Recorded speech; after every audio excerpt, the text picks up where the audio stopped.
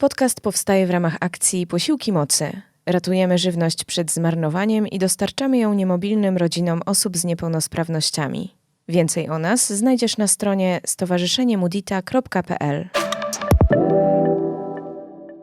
Cześć, z tej strony Kuba Woźniak i zapraszam na kolejny odcinek podcastu Mocy.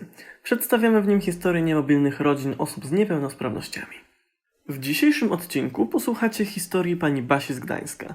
Razem z mężem wychowuje Krzysia, ucznia pierwszej klasy podstawówki, który choruje na SMA, czyli rdzeniowy zanik mięśni. Choroba syna wymusiła na niej wiele zmian w życiu, m.in. przeprowadzkę do innego kraju za niedostępnym wówczas w Polsce lekiem. Pani Basia sama przyznaje, że Krzyś poprzez postępy w swoim leczeniu uczy ją radzenia sobie z trudnościami, ale najlepiej będzie usłyszeć o tym bezpośrednio od niej.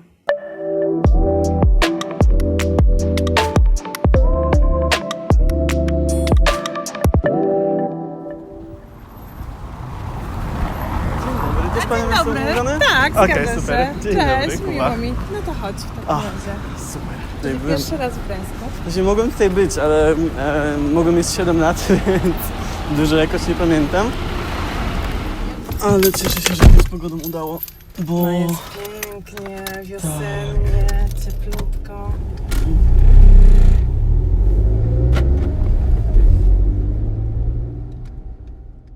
Myślę, że możemy zacząć od tego, jak się zaczęła w ogóle przygoda z niemobilnością. Co to znaczy dla Was niemobilność najpierw? Tak naprawdę staramy się zaprzeczyć temu, że życie z niepełnosprawnością w rodzinie jest związane z niemobilnością. Uważam, że to, jak podchodzimy do niepełnosprawności i jakie widzimy bariery, to jest wszystko jakby zależne od nas i od naszego podejścia. Jeśli widzimy te bariery, jeśli chcemy je widzieć, to one po prostu będą. A jeśli jesteśmy otwarci, próbujemy, a nie poddajemy się, to tych barier po prostu nie ma. I takim nauczycielem jest tak naprawdę mój syn dla mnie. On pokazuje, że pomimo swojej tej niepełnosprawności i różnych kłopotów z poruszaniem się, z przemieszczaniem, zawsze można znaleźć alternatywny jakiś sposób. Na przykład ze schodami. Krzycho miał i ma nadal olbrzymi problem, aby je pokonywać, więc nie pokonuje je tak jak każdy z nas zdrowy, tylko na swój sposób. Na przykład jak był młodszy, to wchodził na kolankach, albo z tych schodów schodził na pupie, albo tak się zsuwał. Czyli nie na nóżkach, ale właśnie swoim takim sposobem. To naprawdę kreatywny chłopak w takim razie, rzeczywiście. Właśnie, no zresztą to widać po wszystkich tych klockach Lego, że lubi poukładać, ale też coś sam buduje, czy raczej lubi z instrukcji? Nie, no właśnie nie lubi z instrukcji. To jest dla niego nuda. Woli raczej sam tworzyć, sam kreować. I on jeszcze ma coś takiego, że on wie dokładnie, co ma stworzyć i co chce, żeby powstało. Ma od razu wizję i po prostu siada i to tworzy. Fajnie to słyszeć właśnie, że da się jakby znaleźć te sposoby, żeby uniknąć tych barier w takim razie. Bo też nie pierwszy raz się z tym spotykam, bo właśnie on gra w piłkę ręczną, tak? Nożną. Jest bramkarzem. I długo już trenuje? Prawie będzie 1,5 roku, więc od niedawna, ale zajmuje go to bardzo, jest to jego olbrzymią pasją i też takim motorem do tego, aby ćwiczyć, aby chodzić na fizjoterapię, aby się wzmacniać, bo był też taki czas, gdzie czuł się wypalony chyba tymi ćwiczeniami, bardzo się buntował, nie chciał ćwiczyć. Teraz ta piłka nożna właśnie jest dla niego takim motorem do tego, aby się rozwijać. Na czym polega właściwie jego niepełnosprawność? To jest niepełnosprawność ruchowa. Chodzi w sposób specyficzny, porusza się. Różne podłoża czasem bywają dla niego pewną trudnością w pokonaniu. Krzyśku się urodził z tą chorobą, myśmy o tym nie wiedzieli. Sama diagnoza pojawiła się około 3 roku życia. Jak to wyglądało? Ta codzienność się nagle zupełnie zmieniła, czy...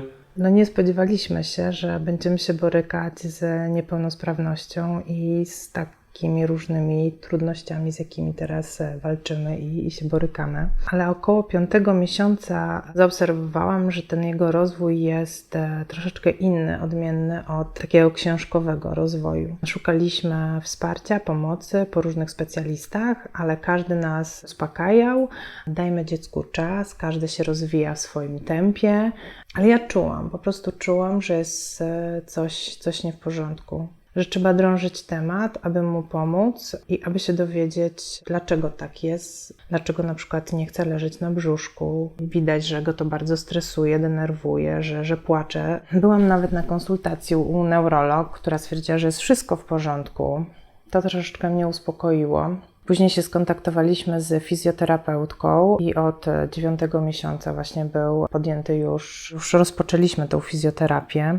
Później taka lawina chodzenia od specjalistów do specjalisty. Trafiliśmy w końcu do wspaniałej lekarki, która jak spojrzała na Krzycha, to od razu nam zadała pytanie, czy ktoś sugerował, że Państwa syn może chorować na rdzeniowy zanik mięśni SMA.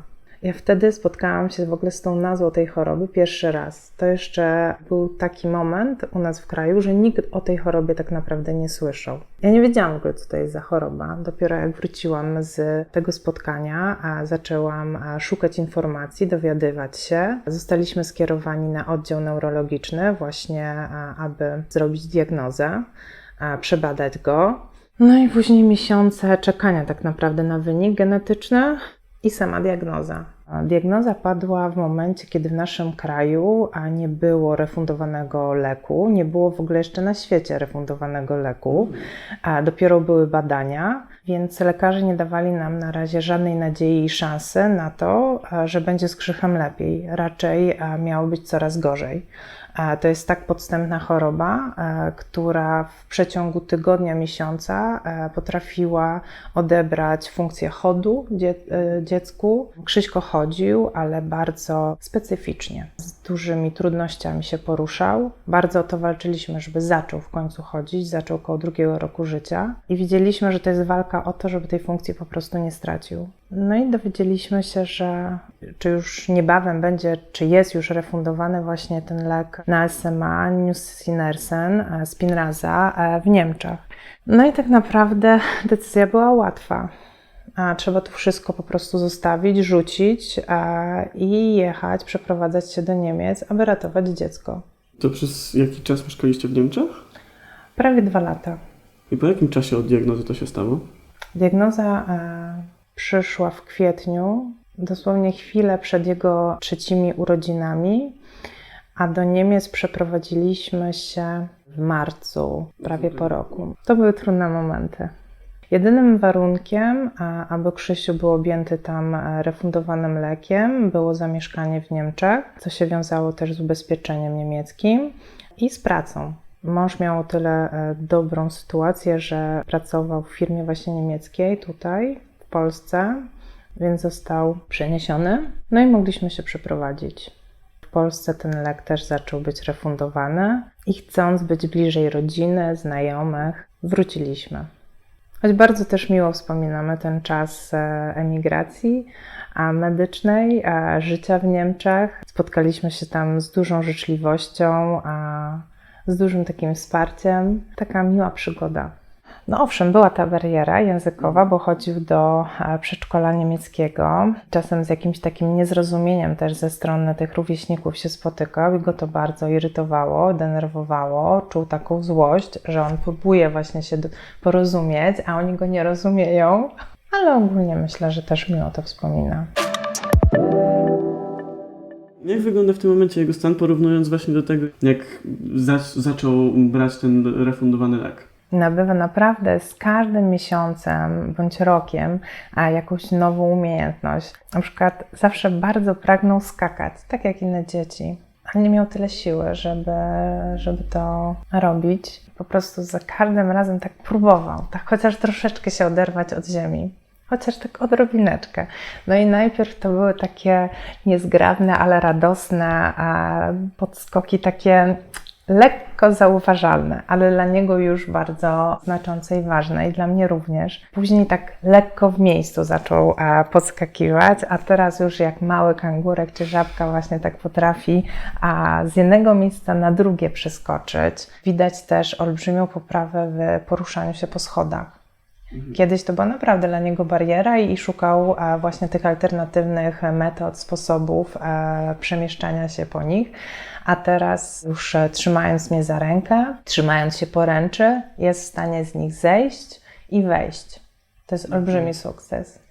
Dla kogoś, kto jakby od dziecka w ten sposób się porusza po schodach, jest to jakby nic. Coś zupełnie, taka czynność zwyczajna, powtarzalna. A dla nas to jest po prostu olbrzymie osiągnięcie, że on właśnie w ten sposób chodzi po tych schodach.